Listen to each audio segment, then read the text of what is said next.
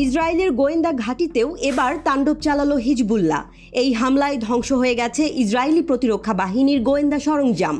উত্তর ইসরায়েলে হিজবুল্লাহর নতুন এই অভিযানে অনেক কিছুই ওলটপালট হয়ে গেছে।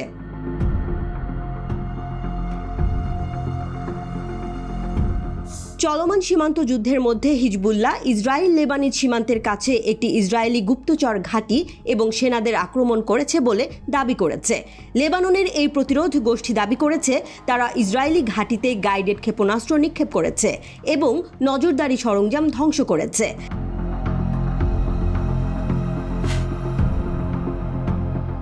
হিজবুল্লাহ জানিয়েছে এই গোয়েন্দা সাইটটিতে নতুন করে স্থাপন করা নজরদারি যন্ত্রপাতিকে টার্গেট করে প্রতিরোধ যোদ্ধারা।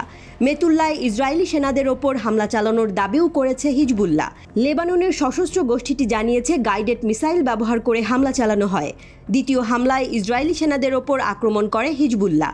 এই হামলায় রকেট ব্যবহার করা হয়।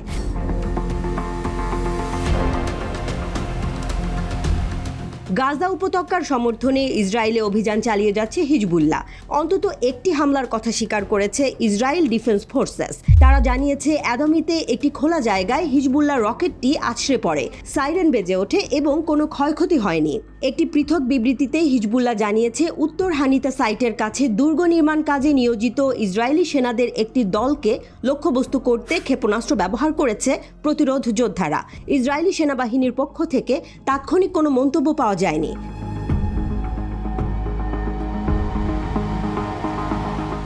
এদিকে লেবাননের ন্যাশনাল নিউজ এজেন্সি জানিয়েছে ইসরায়েলি বিমান দক্ষিণ ব্লু লাইনের নিকটবর্তী সীমান্ত গ্রামগুলোতে রাতে এবং ভোরে হামলা করেছে।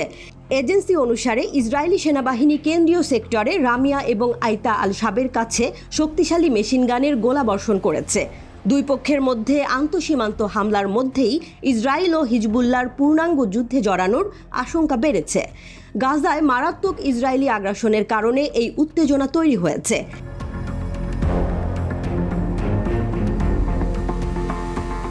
হিজবুল্লাহ 2000 এবং 2006 সালে লেবাননের বিরুদ্ধে দুটি যুদ্ধ করেছিল। উভয় ক্ষেত্রেই দখলদার ইসরায়েলি বাহিনী অপমানজনকভাবে পিছিয়ে যেতে বাধ্য হয়। এদিকে ইরানের নবনির্বাচিত প্রেসিডেন্ট মাসুদ পেজেশকিয়ান বলেছেন তার দেশ লেবাননের সশস্ত্র গোষ্ঠী হিজবুল্লাহকে সমর্থন দেবে। সম্প্রতি এক বিবৃতিতে তিনি একথা বলেন।